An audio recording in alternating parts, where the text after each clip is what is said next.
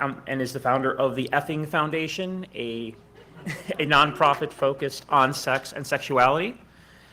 And I'd like to introduce Kit Stubbs. Thank you. Yay, thank you. All right, well, thank you everybody so much for coming out on bright in the morning on a Sunday at noon. I appreciate it. So yay, welcome to, so this is, I'm very grateful. This is my third Hope Talk. So this is the Sex Geek Returns, Hacking and Human Sexuality, AMA, Ask Me Anything. So I'm Kit. Let's see. So we're gonna kind of go. We're gonna get started without the slides, and we'll kind of see how it goes, right? After the talk, the slides and other resources I'll try to put up. Those will be on my personal blog at toymakerproject.com. Yeah. So a little bit about me. We can talk more about this later if you like. My name is Kit. I am my gender is non-binary. I am queer, more specifically pansexual, and my pronouns are they, them, theirs. I do actually have a PhD in robotics from Carnegie Mellon. Yay, shout out to my Carnegie Mellon friends who are here. This is not exactly what I thought I would be doing with my PhD when I got it, but I'm extremely thankful to have been able to move into a space that I think is really important and fun. I like to start with a privilege check, just acknowledging that I have a lot of privilege in being able to be here and speak with you, right? I'm white, I'm fairly well off, I have an advanced degree. You know, we're sitting on stolen indigenous land. I want to recognize that. But yeah, so just want to acknowledge that. And again, thank you all for taking the time to come out.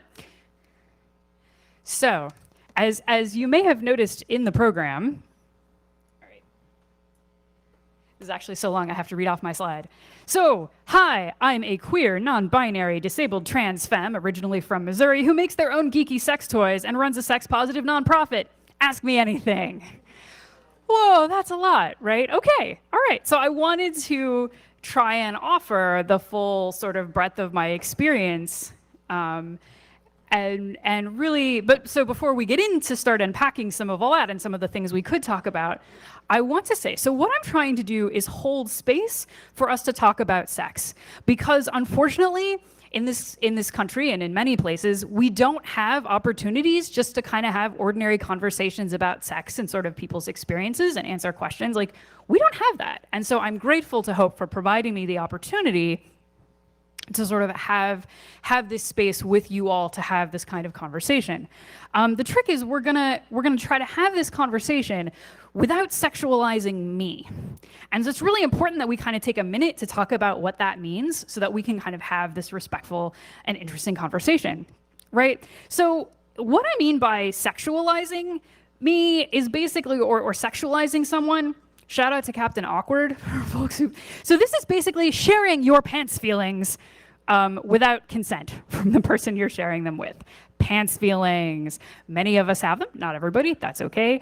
But you know, they're kind of a private and intimate thing. And, maybe we're gonna get slides now, that'd be super cool. Maybe not.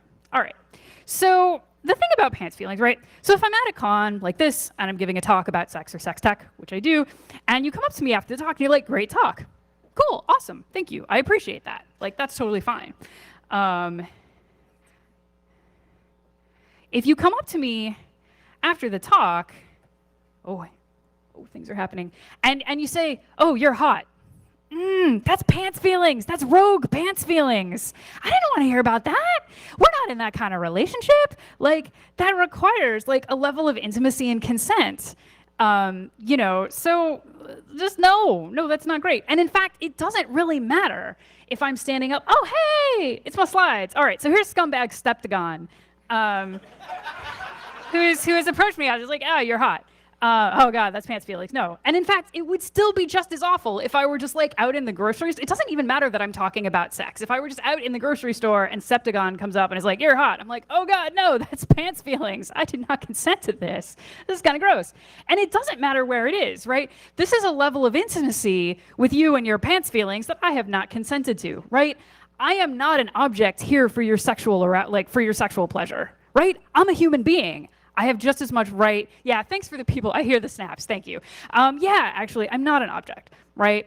No, just no, right? And so here's a real life example. I got this message on Facebook, May 25th of this year. Please excuse my intrusion, and I really hope you don't mind me saying, considering you probably get messages like this all the time, but you are absolutely yummy, Rose emoticon. Actually, no, I don't get messages like this all the time because most people realize that sharing your pants feelings with someone you are not in a relationship with is gross. No, this is pants feelings. No, let's not, please. So here's the thing. The fact that someone talks about sex does not mean they have consented to receive your pants feelings. And in fact, the fact that someone exists or that you may find them attractive does not mean they have consented to receive your pants feelings. Okay. So that's what we're gonna do. We're gonna hold some space to talk about sex, ideally without sexualizing me or anybody else. Awesome. If you are also interested in sort of boundaries and the hacker community, go back and watch Gus's fabulous talk from yesterday, The Problem with the Hacker Mystique. So here, yeah, I like 110% agree with everything Gus said in her talk. It was great. So if you're sort of interested in these issues around sort of boundaries and consent and sex and how we talk about it, please go back and check out Gus's talk because it was fabulous. All right, now, so let's dig into this a little bit so you can kind of hear about some of the things that I am happy to be asked about, right? I'm queer. What we can talk about what that means. It's, for me, more, it's the sexual orientation of, in my case, like, I'm potentially attracted to other adult humans. Like, that's all I can say, right? Non-binary is like, so if gender is a system in which there are two options and it's like radio buttons and you only get to pick one, my gender is fudge that shit. Like, no, that's my gender.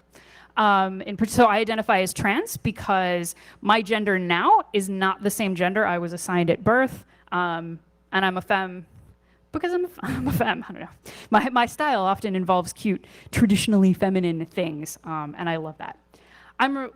So things we can talk about are the difference between gender and genitals and sexual and romantic orientation, none of which are the same, none of which, if you have one, can you predict another just by that one piece of information.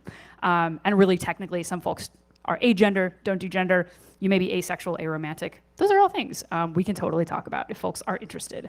I'm disabled. In particular, I am disabled due to chronic illness.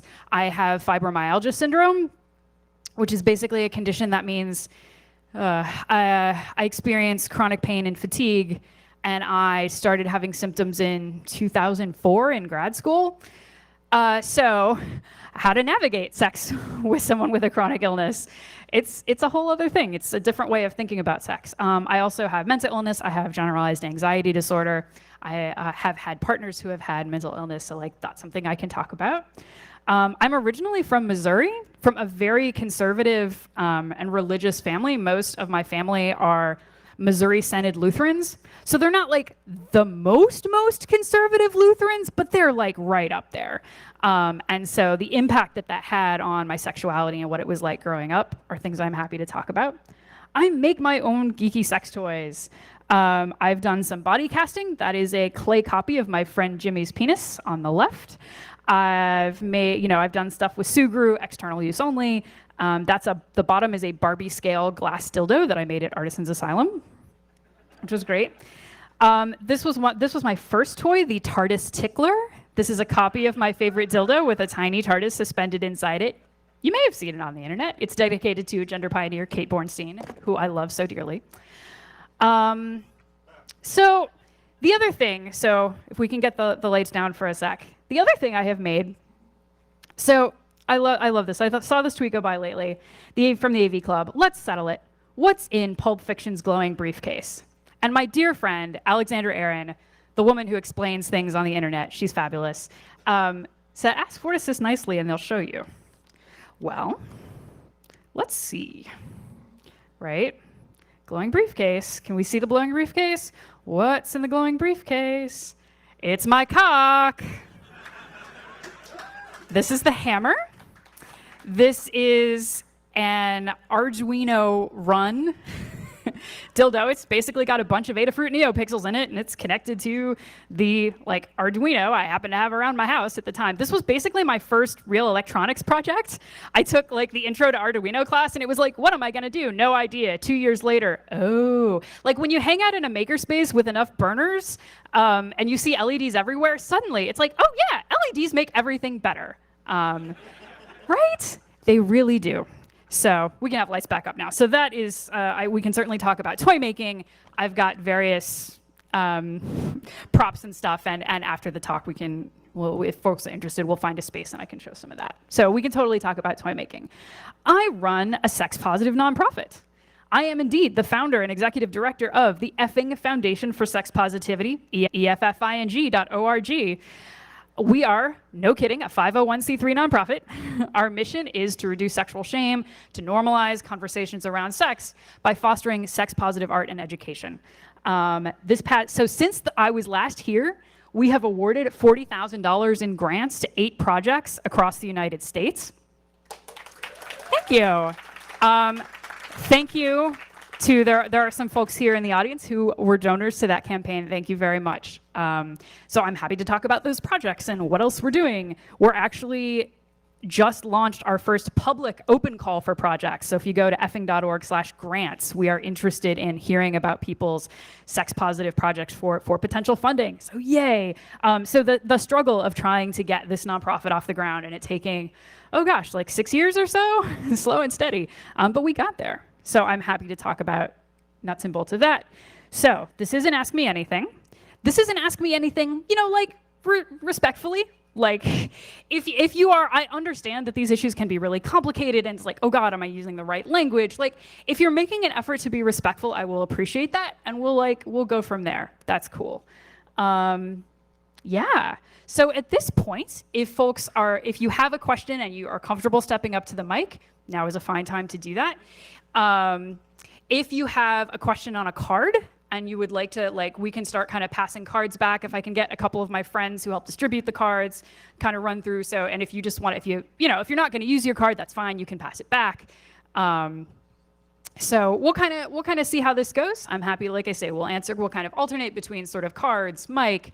If we get to a lull, then we can have a have a shouting vote or something for what I'm going to talk about. I'm flexible. So folks will be moving through the crowd if you get ideas on cards. And yeah, I think we've got someone at the mic, so go right ahead. So this is a question for you wearing your toy maker hat. Sure. What is the state of the art right now? Are there real advances being made? Because it's kind of an ancient technology that in its core basic shapes haven't really changed for millions of years. So I'm curious what developments are happening, what boundaries are being pushed in advancing that art. Oh, thank you. That's a great question. And before I answer that, just a reminder, this is being streamed live on the internet to everywhere. So if you are not comfortable having your voice on the recording, that's cool. Grab a card, write it down. We'll make sure that you have that opportunity. So thank you. So the question was, yeah, what is the latest and greatest in terms of sex toys? Oh man, that is a really interesting question. So, well, I'll tell you what's becoming really popular is sort of internet-connected, Bluetooth-enabled sex toys.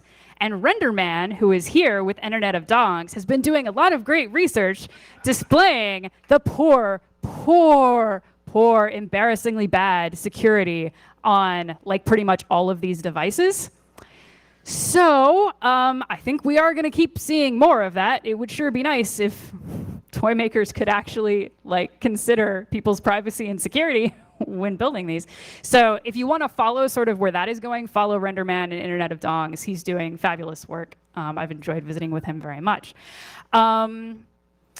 Let's see. The other thing to watch out for, I know this is not super I don't know of any super top secret amazing wow kind of thing, but I am excited because do you know what's coming up on August 17th? Teledildonics Liberation Day. There is a crappy patent on basically using a computer of any sort to control a sex toy that is expiring finally on August 17th. EFF, yeah, EFF has featured it on their stupid patents of the month because, oh my God. So a patent troll, a dude invented it, sold it to a patent troll, patent troll sat on it, and so that's about to go away. So I predict that after Teledildonics Liberation Day, we will hopefully see a plethora of new and interesting ways to connect sex toys to phones, computers, through the internet, whatever. And then RenderMan will tell us that there's no security, and I'll be sad. So that is upcoming. And so I feel like we really have yet to see kind of all the really cool, interesting things that will happen. But thank you. Okay, next up. Hello. Hi. Hi. So my question is more from a sex education standpoint. Sure. So kind of from one mentally ill person to another, I guess. How do you navigate kind of either sex and romantic and committed relationships to whether they're monogamous or polyamorous or, you know, just straight up sexual relationships? How do you navigate that with people who have mental illness and are aware of it, but might not be in positions at a certain point to fully consent? Like, how do you? Yep. Yeah. Okay. Thank you for the question. So that is a big and tough question. I can kind of only speak to part of it, and then I will try to get some resources up. So the things that I can speak to as someone with mental illness and having partners with mental illness is a lot of it is sort of treating yourself and your partner with gentleness. And for me, it has meant sort of redefining sex so that it's not just penis and vagina. That's the only thing that counts. That's the only thing we're interested in. There's got to be an orgasm at the end, hopefully for everybody, if you're going to do that. To giving myself permission and the flexibility to say, like, well, sexy times could be a lot of things. A lot of the things that we consider foreplay, like, they don't really count. Oh God, I hate that. I hate that so much. Those can count, right? Are you having you're having this intimacy? Hopefully people are enjoying themselves. Like, so I kind of give myself permission for whatever I'm feeling up for that day, that like, that's okay, you know, and being with partners and being like, well, what are you up for? You know, is there any, you know, maybe it's like kind of mutual masturbation. Like we're side by side and we're just like each kind of on our own bodies, but we like get to enjoy the vibe because the other person's having, like, there's so many things you can do. And so like, in terms of that way, like just being open and like giving yourself permission not to focus on one particular act, I have found to be really fulfilling and empowering. Now, in terms of issues around consent, so here, the thing that you are gonna wanna potentially Google is like trauma-informed, like sex education. That is an area that I can't speak to as much.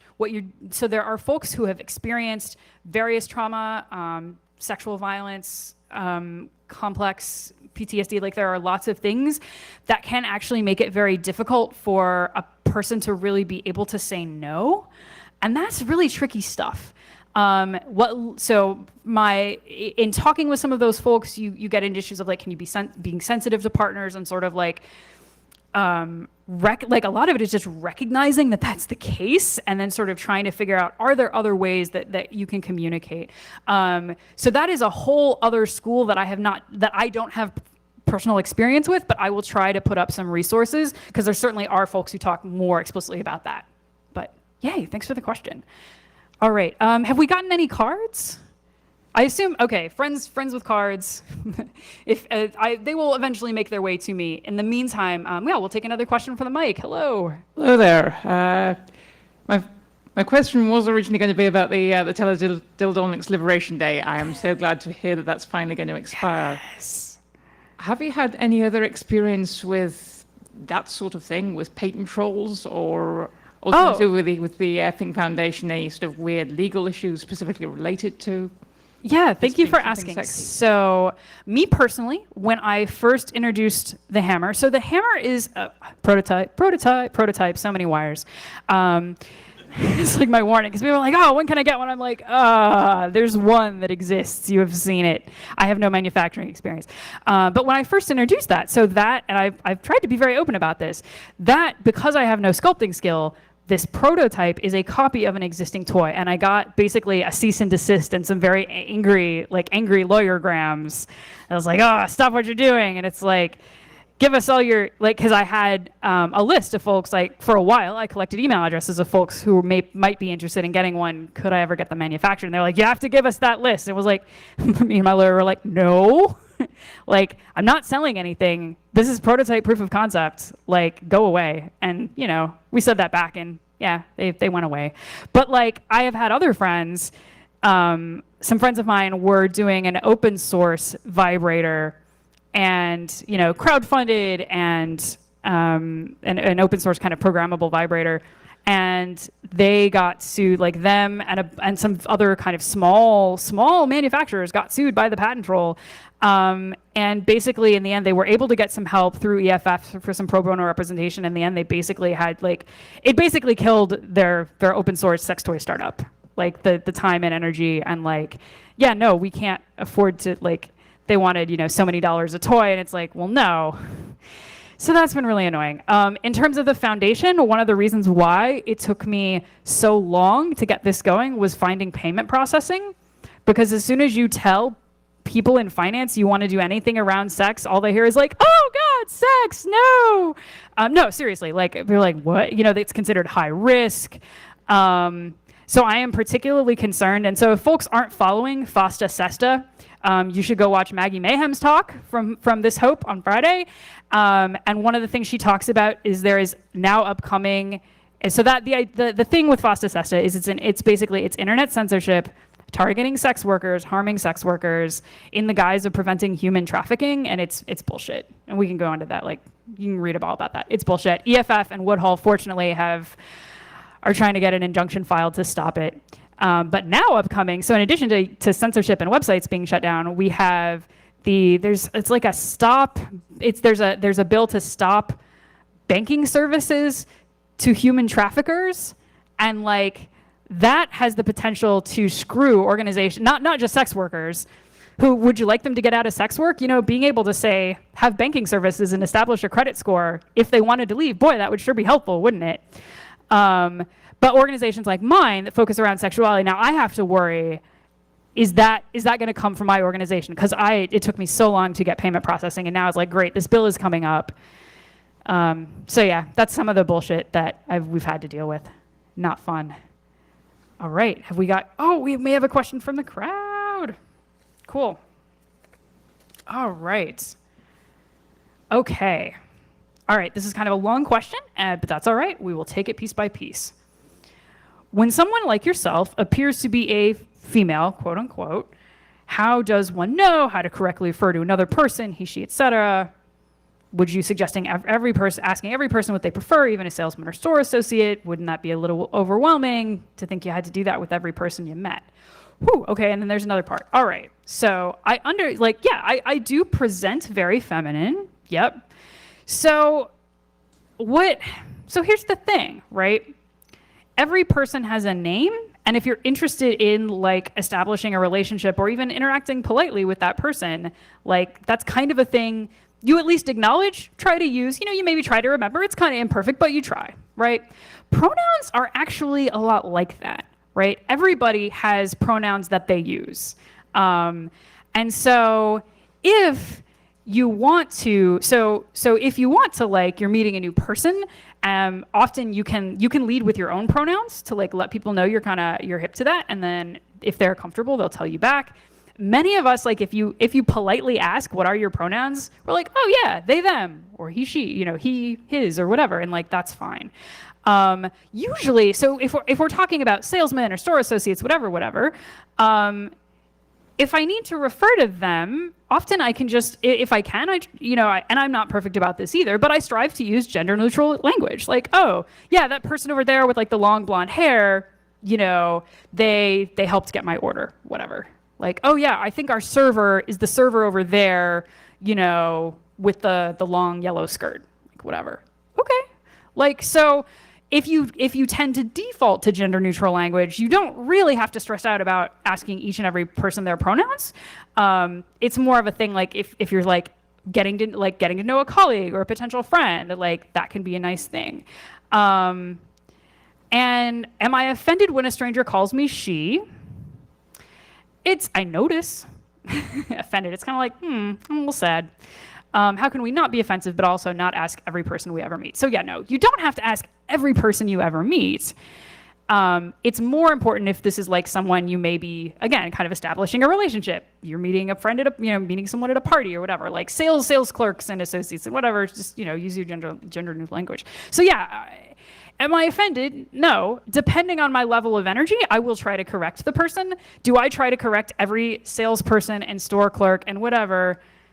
No, because that's freaking exhausting to try and explain, okay, so gender is this construct and it's really this whole space. It's not just 2 points. Like, I don't have the time and energy to like sit down with literally every person and like have that conversation.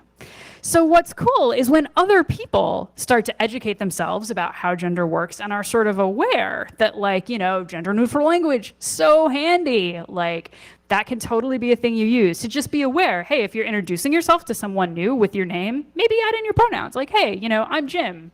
I use he, him. Cool. And if someone explicitly tells you their pronouns, you do your best to use them. I will say, if you mess up, honestly, the best thing to do is just correct yourself and keep going. So if I'm sitting at a table and someone looks over and it says, oh yeah, referring to me, yeah, she makes sex toys, I'd be like, they. Honestly, you don't have to make a big deal. Just be like, oh, sorry. Yeah, they make sex toys. Awesome. That's so great. I don't need a profound apology. Like, that's also exhausting. Just like, oh, acknowledge and correct and like move on. And that's cool. So yeah, like, no, you don't, just be aware. Just be aware when when you have established someone's pronouns, use them, or their name, use it, awesome. And if not, maybe you can use some gender neutral language, like cool. So I appreciate that you're thinking about this. But yeah, I mean, honestly, like, the burden of having to exist in a world that is trans antagonistic, where people don't really think you exist, that's a lot of a burden. Like, and I feel like cisgender folks can like at least, be aware, try to use gender neutral language, respect names and pronouns. I feel like that's not asking too much for trans people to be able to exist and survive. Thank you. So thank you for the question and starting to engage with these things. Awesome. All right, let's do one from the mic and then we'll do another from a card. Yes, hello. Okay, excellent. I have kind of a strange question regarding sex education. Okay. It is, what does celibacy exactly have in the sex positive movement? What I'm talking about is willing, voluntary abstention from sex even though one may be sexual. I'm not talking about like asexuality, which is obviously not a choice. I'm talking about like celibacy as a choice. So for me and my sex positivity, I'm like, that's awesome. To me, sex positivity is you get to establish whatever relationship to sex that you want. So that's great. I'm like, yeah. So I mean, I have friends who are ace and who are sex positive. So it's like, yeah, I'm not gonna say, yeah, everybody needs to have more sex. Some people will say that, like, more sex for everybody. And I'm like, no, consenting, like pleasure-based, like well-communicated sex for the folks who want that and their partners. So yeah, like you can absolutely be sex positive and be celibate. You can be asexual. You can be like, yeah, it's just what we're trying to do is respect people's ownership of their own bodies. And that, and so that can be a lot of things. And that's cool. Great question. Thank you so much. All right, I'm going to take one from a card and then we'll get you at the mic. Okay. Oh, this is a good question. I may not be able to answer, but I'll try. So in terms of disability, there has not been a lot of medical research around vulvular vestibulitis and pain pleasure for folks with vulvas.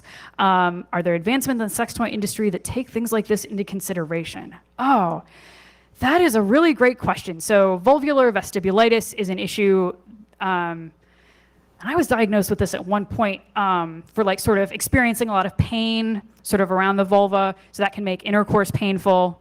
No fun if you're into like penetrative intercourse, that sucks. Yeah, so unfortunately, I am not aware of anything in the industry right now that explicitly takes that into consideration. But like, free idea. Like, yeah, no, we absolutely need more research around particularly folks with vulvas, and because that's been so neglected for such a long time. Thanks, patriarchy. So yeah, I will keep an eye out for that, and if I like, I'll try to post if I can find anything about that. But unfortunately, off the top of my head, I don't know that I do. Good question, thank you. Next at the mic. Yeah, so your Arduino project with the glowing dildo. Yeah. Was it hard to put the LEDs into the dildo? And if one LED were to break, would it be hard to replace them? Thank you. That's a great question. So the question was, on the hammer, the glowing dildo, how do you get the LEDs in there? And if they break, are you just screwed? So shout out to Jimmy P. Rogers, frequent Hope attendee, not this time, unfortunately, who helped me design this. So we've got inside here, and later after the talk, when maybe we'll do show and tell, I can show you some of this. There is a clear PVC tube. So this was cast just with an empty tube in it. And then we basically we can slide the LEDs in and out. There's like these rows of pixels. So if we do need to repair or replace the LEDs, we could. At this point, honestly, really the problem is just in the cable, like these connections and these solder connections like getting broken. So like the LEDs themselves have been doing fine, yay. So I don't think we're gonna have to redo that. I'm gonna have to redo this connection at some point. But yeah, so the first version of this prototype, the LEDs were cast directly into the silicone, and then unfortunately what happened was as the silicone flexed, the components on the LED strip started to pop off. So thus we learned, like use a tube or something in there to kind of protect your electronics. Great question. All right, let me get another one from audience. What have we got? Oh, okay. This is an interesting question. What's your opinion on real dolls? Do they devalue people? So real dolls are like attempting to be realistic, very realistic human like sex toys. They're basically giant human-shaped sex toys.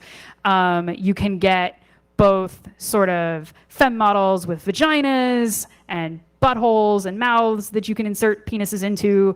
You can also get sex dolls that are like dude-looking and like more traditionally masculine-looking and have penises.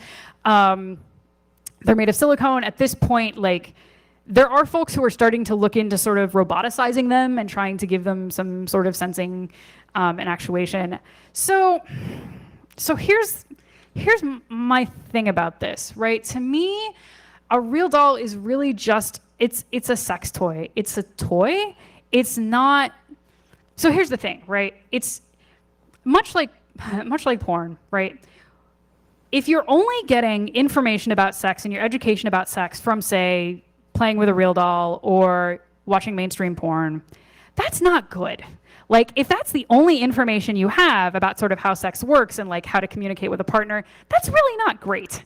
And so my kind of take on this is, well, what we need is sort of, fact-based, consent-based, pleasure-based, queer and trans inclusive sex education, age-appropriate, provided at like all ages. So if you get people, like if we actually teach people things about sort of relationships, respecting boundaries, like how body parts work, like things like that from like age appropriately from a young age, then we've actually given people all the tools they need. And if they want, and then if you want to go out and get a real doll or whatever, or you're going to watch porn, you're at least aware of like, you have good information and you can make choices about sort of what you watch, what you use, what you take away from it. Right? I have asked people like, oh, if we make, but what about like sex androids that are just like, it's like replicants or something. They're like just like people, but you can have sex with them, but they're robots. And I'm just like, okay. Honestly, so as a roboticist, I can tell you, I don't think we're gonna see that within my lifetime. Like people. Sex is so physical and it's messy and there's fluids and like all this physics and like you're gonna get a robot to do what now? And like really, like, body, like there's a lot you can do with a body. You want a robot to do what? And like all these fluids and like what? And then you're gonna wanna have it interact with someone in a like believable, like, nah. Tell you what, if such a thing is made, and I'm going to be like in my 90s or whatever, you send me one. I'll test it out. But no. So really my take is, right, I don't feel that real dolls or porn, for that matter, like devalue people. But what I think is that they are bad examples if that's all you have. And so providing education is really what we need. And then, yeah, I don't know. That's my take. Cool, thank you. All right, back to the mic. Yeah. Could one claim fair use for making a smart version of, say, Bad Dragon gear? Okay, could one claim fair use for making a smart version? Okay, so I'm not a lawyer. I actually have a friend who is nearby, and maybe if he's really nice, later we can ask him about this. My limited understanding is that the design of a sex toy is a copyright thing, and so you're kind of stuck because copyright. So if this is something that you're just gonna okay, again, not a lawyer, not a lawyer. If this is something that you're gonna take a toy at home and do, and play around with your friends, that's probably not a big deal. If you're gonna put it on the internet, they may get grumpy. If you're gonna sell it, they're gonna get really grumpy. So, but yeah, so unfortunately that's not much more I can say about that. Just be aware. Thank you. Oh, sorry. So Bad Dragon is a company that makes fantasy-inspired dildos and sex toys, like dragon penises, reptilian penises, werewolf penises. If you've ever seen it in speculative fiction, it's there. It probably has a penis or a pussy, and you can buy it. That's their thing. And I'm like, that's cool. Hey, may not be my thing, but okay. Sure. So, yeah. Let's see. Okay, I don't have any more. Okay, cool. Let me get this card, and then we'll go back to the floor. Can I comment on Fitbit, etc., and sexual privacy implications? I haven't done a ton of work in this area, so basically, off the top of my head, right, what I can say is if you have a device and you have consented, for your information to be sent back to a company for whatever,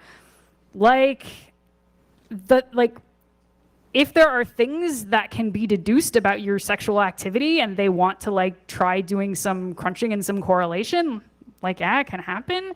I'd say Fitbit, I'm not as aware as much of this. So this you're going to want to see Renderman's work because he's looked at, so the WeVibe, there was a big lawsuit over the WeVibe, one of their models, because they basically had copy pasted their privacy policy from their website to their app, which doesn't make sense. So they were they would have information about when you turn the vibrator on, how long you used it for, the internal temperature of the chip inside, all this stuff. So it's absolutely an issue. And so especially if you are going to get a net connected toy, you have to figure out what actually are they collecting on what are they what are you giving them permission to collect? And then, because it absolutely has sexual privacy implications. Oh, okay. Actually, I don't know how we got to the last slide anyway, but at some point I'll thank people. How are we doing time-wise? I don't know where my phone went. Oh, okay, so we're in there. All right, so real quick, next one from the floor.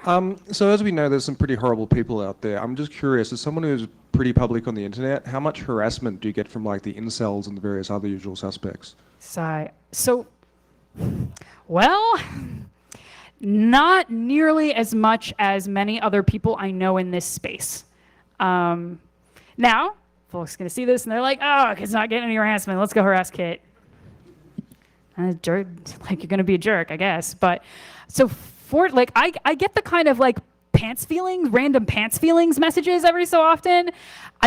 There was a gentleman from somewhere in Africa who sent me a whole bunch of dick pics and said, can you please make a dildo shaped like my dick? And so I was like, hey, just so you know, this is not appropriate, and he apologized and all right, that's cool. So, like, I am not, for whatever reason yet. Well, that's the thing, though. I expect, like, forecast in the future, a lot more bullshit will be coming in, right? Because what I tell people, especially with the effing foundation, is if in 5 years we haven't pissed a lot of people off, something has gone horribly wrong. Like, frankly. So, yeah, fortunately, at this point, for me, it's been fairly low-key.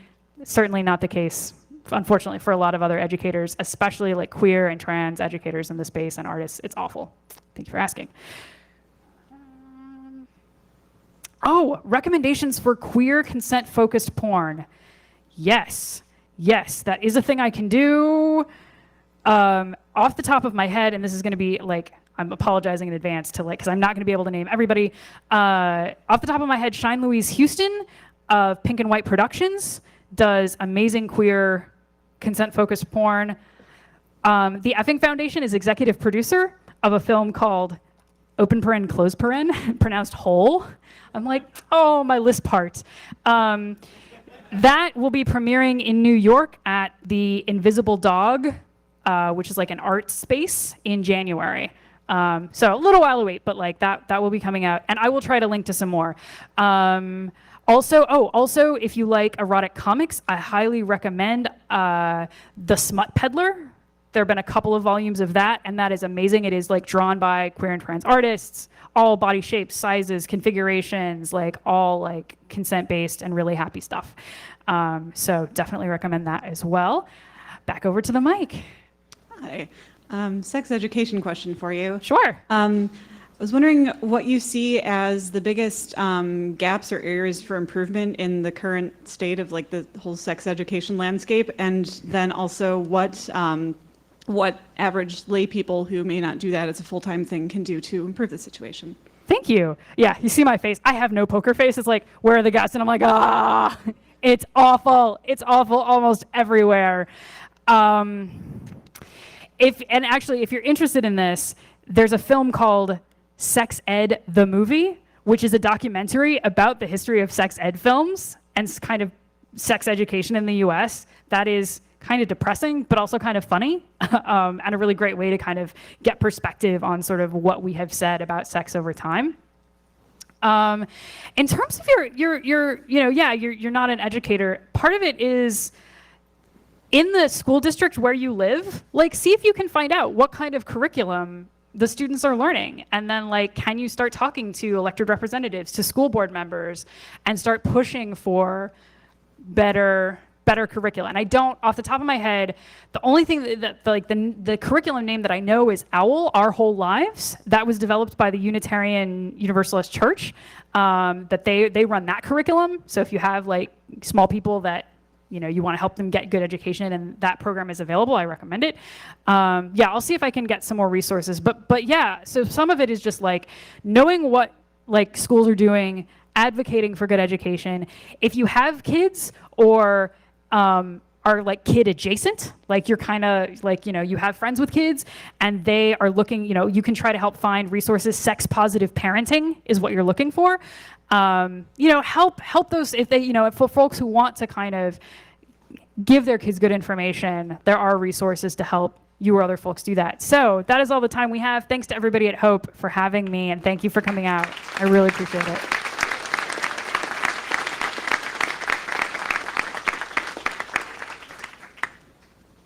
All right, so I'm going to gather all my stuff and head out sort of back in the hallway. So if folks have questions or want to see stuff, we'll find a space. Yeah, people, if you have blank cards, if you can bring them back to the front real quick, that would be a huge help.